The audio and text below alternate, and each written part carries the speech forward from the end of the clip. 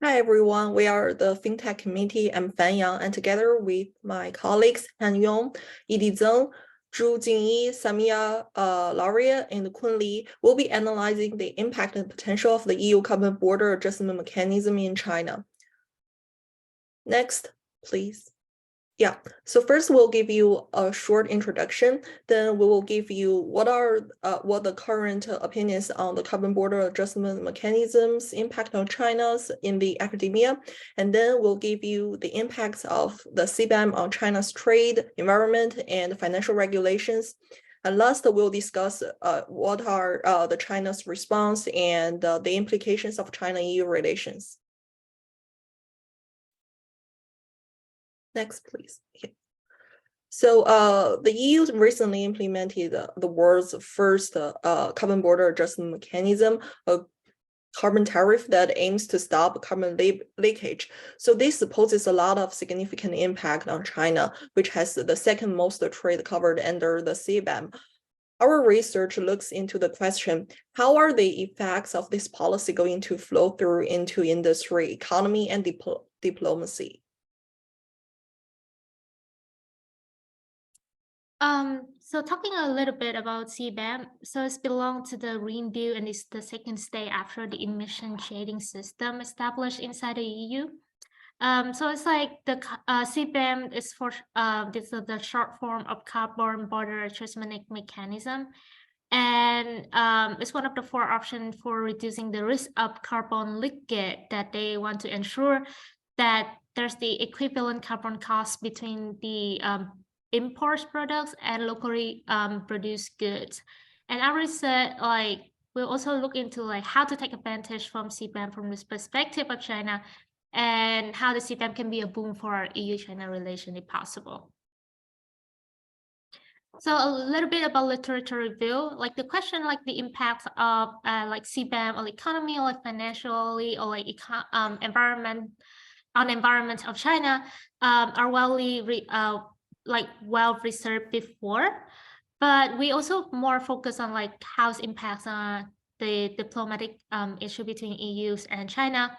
And for current studies, the CBAM may not cause the huge influence on China in the short term, but in the long run, it will finally affect the China's economy, environmental, financial fields, and moreover, the EU-China relations.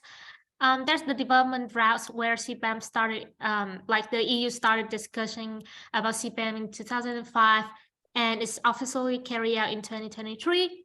Also, previous literature, for example, Yingming Su found that the CBAM will have the radar impact on China's four major industries like steel, aluminum, cement, and fertilizer. Ping and Fei also believe this is more about the industry of the steel and aluminum, where China has a large share of import to EU. Also, the Jun and Changhua believe that it's the CBAM will cause impacts on China downstream products, so it's going to change China export to Europe fundamentally. And Deping also focused on the enterprises in China and came into conclusion that enterprise with stricter carbon emission management, lower carbon ring technology, and more advanced equipment that suit the CBAM will seize the opportunity to export the EU market, also promote the transformation of related industry. So I feel like CBAM can create an opportunity for China to transform its decarbonizing dream ambition. At the same time, it's also opened the chance for EU and China to deepen its economic ties and diplomatic relations. So Chu gonna continue with the economic impact of CBAM on China. Yeah, I will talk about the possible economic impacts of CBAM to China, and here we're particularly looking at the possible influence on the trade between EU and China. We know that from 2023 to 2026, it's the transitional period when the companies are only with reporting requirements but not with financial obligations, so there seems no direct influence now, but considering the future, from 2027, the CBAM will formally come to force. So we have an argument here that we will probably see a rise in the cost for Chinese companies and even a degradation of the trade between EU and China. To analyze the situation, first, we need to know the current situation and the amount of trade between EU and China. in 2022, the value of export from EU to China increased by 3% and imports increased by 32.1%. China is now the EU's second largest trading partner, largest source for imports. Given such close trading relationships, the impact of CBAM seems intimidating, but is it really so? We need to look closer at it from a macroscope and a microscope. Next page, please. Yeah. On the macroscope, we may draw a different conclusion. According to the General Administration of Customs of China, steel and steel-related products account for about 3% of China's overall export to EU, and for aluminum products, this number is 0.95%. So these are the two main export goods of the 5 sectors in current CBAM proposal. The amount of other goods is much lower than that. So it seems like the overall impact for Chinese overall impact of CBAM to Chinese export is relatively limited. Also, professors from National Schools of Development of Peking University in China draws a similar conclusion. They construct a model and run a model. They estimate that after CBAM comes to force, the iron and steel tax amount will increase about 3%, and export value subsequently will decrease 14%. The two numbers for cement is respectively 5.7% and minus 25%. But all 5 categories of CBAM products account for only 0.4% of China's total export. The impact of CBAM on China's overall GDP is negligible. Next page, please. Next page. Yeah, thank you. And then we will narrow down to individual industries and individual companies. Take the aluminum industry as example. An expert in China estimate that about 20 million tax will be imposed each year without deducting free emission credits. And if calculating with total life cycle with CO2 emissions, this number will exceed to $300 million.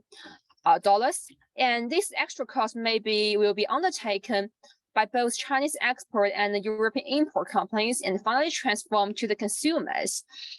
So for companies, some companies in China, they are capable to reduce the CO2 emissions. They comply with the EU carbon emission standards, but will incur additional cost for R&D and will see a loss of price advantage. So they will face with potential loss of operational turnover. But also we may deem this kind of situation as an opportunity to own competitiveness over goods from other regions outside Europe, because outside Europe, all companies and regions face the same problem with CBAM.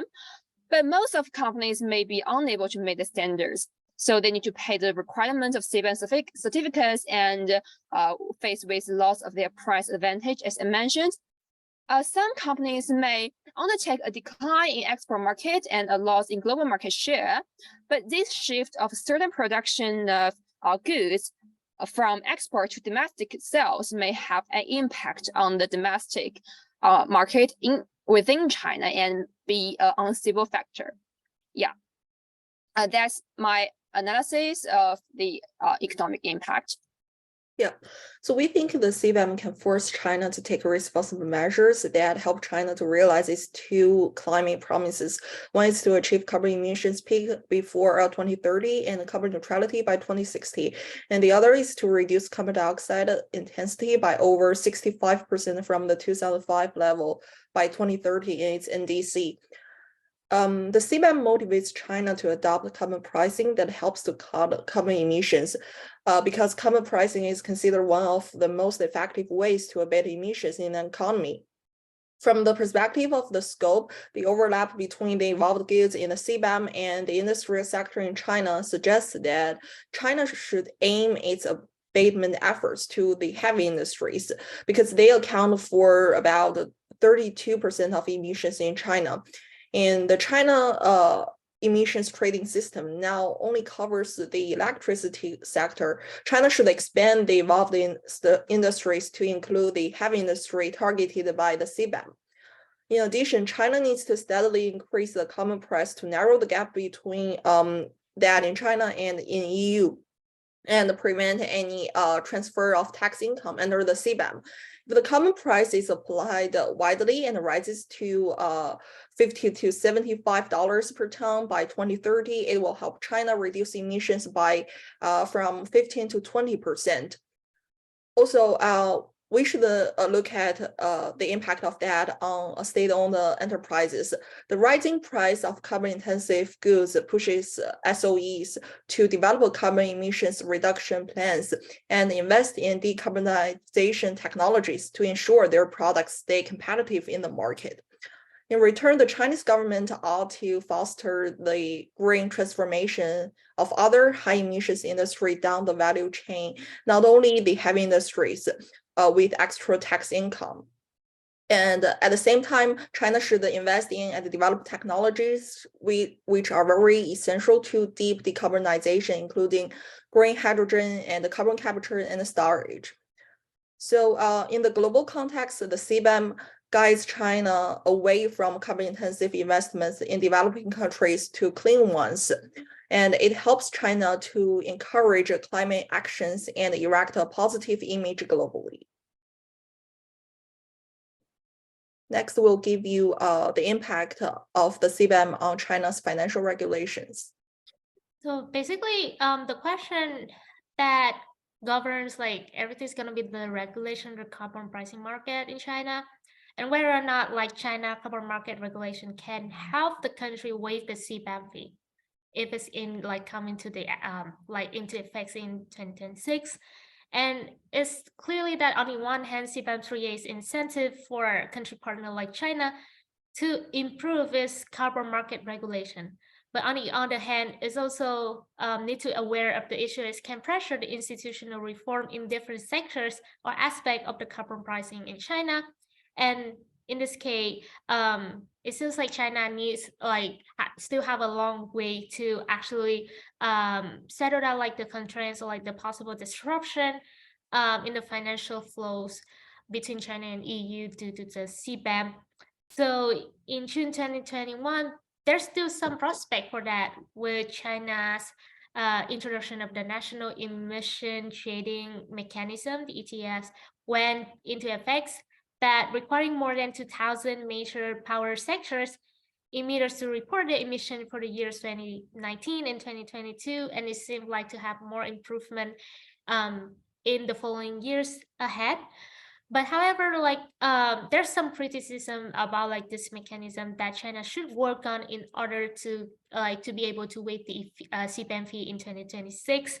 The first one is that the ETS right now did not follow the cap principle as other countries follows, especially in EU, in allocating emission allowance for carbon emission. So this rules raises a concern of whether it's like the ETS can help cutting the carbon or not, like without a cap.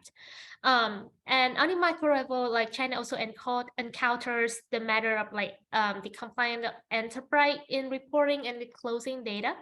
So even though like there's a couple of like rules and then regulation about its issues, it still cannot verify the information about carbon emission in China, and the penalty for non-compliant to disclosing the rules regulated under ETS is not powerful that much in order to make the company comply with it. For example, like the 21st Century Business Herald reporter was informed at the time by some market participant that so the maximum penalty at that time was only 30,000 yuan.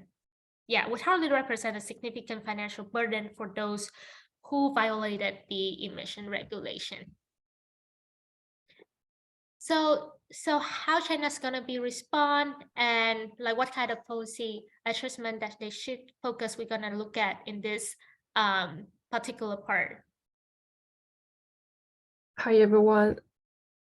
And in this part, I'm gonna share China's response and to the CBAM and its implication for the international relations.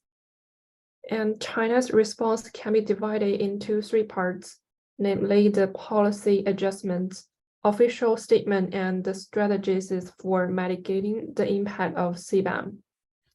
First of all, Chinese government has taken several policy measures to reduce the carbon footprint in adapting to the new carbon pricing systems. And one of the most significant steps is the expansion of its national carbon trading scheme to cover more sectors and tighten the overall emission cap. Another policy adjustment is the increased focus on renewable energy and low carbon technologies. This led to the increased investment in research and development of clean energy, such as the advanced nuclear reactors, carbon capture and storage. Apart from the policy adjustments, the Chinese government has expressed concerns about the CBAM, arguing that it could lead to trade protection and undermine the global efforts to combat climate change. The government indicates that there's an urgent need to avoid unilateral measures that can lead to market distortions. But at the same time, China has engaged in the diplomatic efforts with the European Union and other countries affected by the CBAM. These diplomatic efforts have focuses on ensuring that the CBAM is implemented fairly and transparently, and it doesn't undermine the competitiveness of Chinese industries in the global market. And thirdly, Chinese companies and industries have adopted several strategies to mitigate the impact of the CBAM. These include improving energy efficiency, investing in low carbon technologies, and seeking alternative markets for their products. But despite these policy efforts, it is worth noting that the real impact towards China's trade can be limited in the future. All sectors covered by the current proposal of the CBAM represent only 1.8% of China's total exports to the Europe in 2019. Next slide, please. All right. Now let's turn to the CBAM's implication towards the international relations. First of all, the CBAM has a strong spillover effect as it pushes other countries to adopt carbon pricing mechanisms to reduce the emission and align their carbon prices with the European Union one. The pressure arises from the fact that countries failing to meet these criteria face penalties when entering the EU market, and this will make their product less competitive. However, the EU's assumption that a promising climate change policy should have a similar carbon price with the EU has been criticized as unfair and coercive. As noted earlier, it is possible for a country to have lower or no carbon pricing system, but achieve the carbon emission reduction similar to the EU.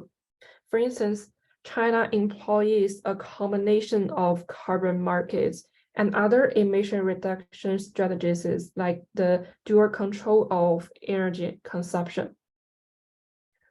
And secondly, the CBAM triggers questions of fairness and coercion in developing countries because they may not have the resources or capabilities to implement carbon pricing policies or achieve emission reductions in line with the European Union.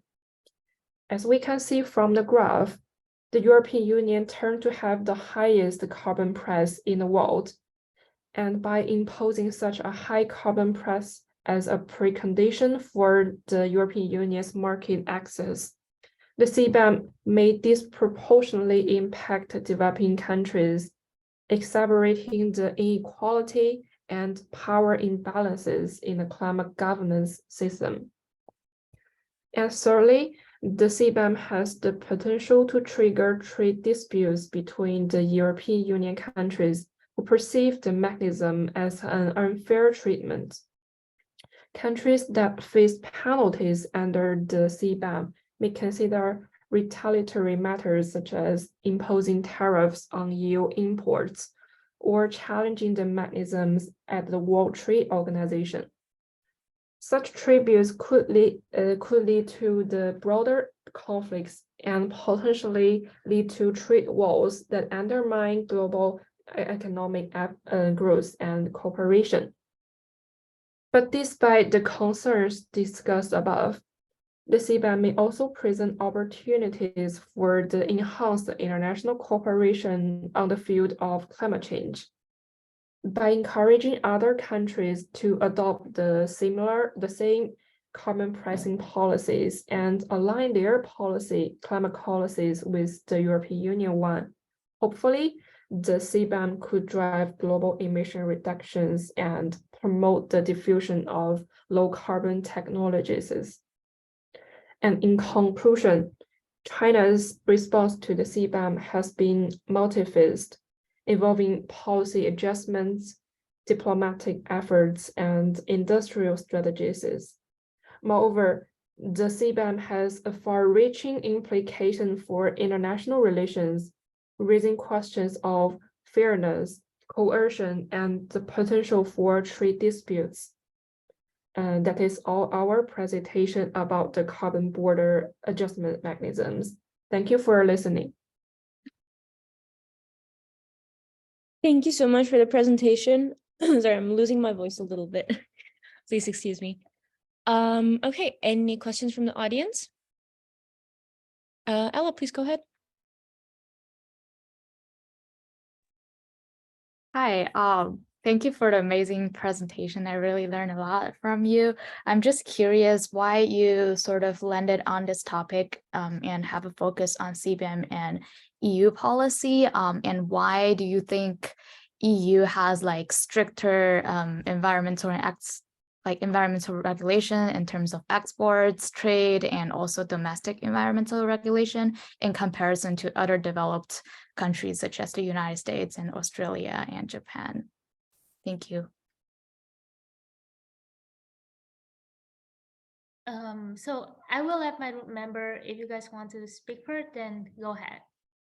Fan or Chu or like Didi. Yeah, so we chose to analyze the impact of the CBAM on China because China and the EU has one of the largest trade volume in the world. They are one of the largest trading partners. And also why we choose to analyze the green tariff policies of the EU, say the CBAM, is because the EU has always been the vanguard, has always been the first mover in terms of making and implementing green policies. So the EU is actually the first bloc in the world that implemented these green tariff policies in the large scale. If you look at the US, it actually doesn't have its own green tariff policies except California. So this is why we want to analyze the impact of the CBAM on China. Yeah. Also just follow up a little bit. So looking at the relation between China, US, EU, and it seems like EU and China can still reconcile and to work on with each other in a lot of aspects, but only like the kind of like depressing relations between US and China.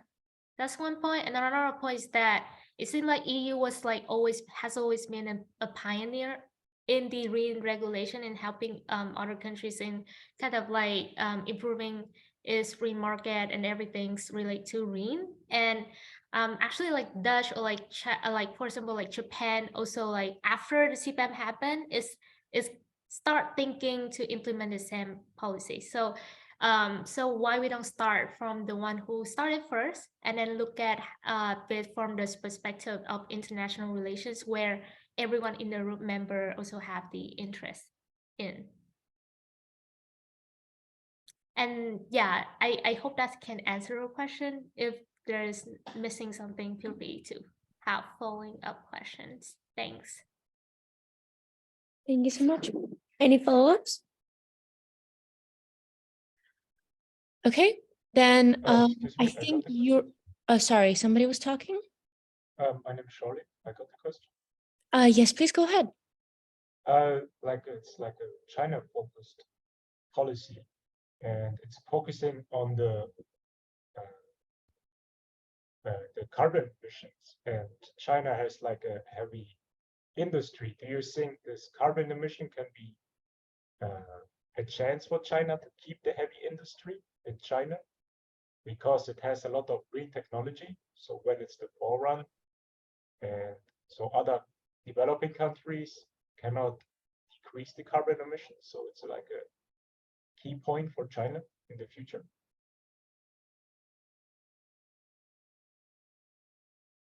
So from what I understand from your question is that like how China can balance the economic development with a lot of industry and with like the carbon emissions, right? Like how to control it. Is that what you mean? Yes, partially, but also as a chance. Like you say, China has a lot of technology compared to maybe developing countries, because the one slide you showed, like the impact on price.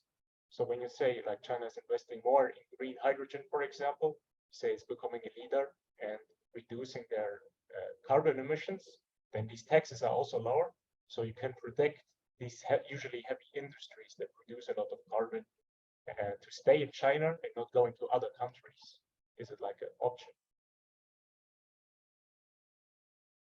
Okay. Can you want to go ahead with that or? Please go ahead first. Okay.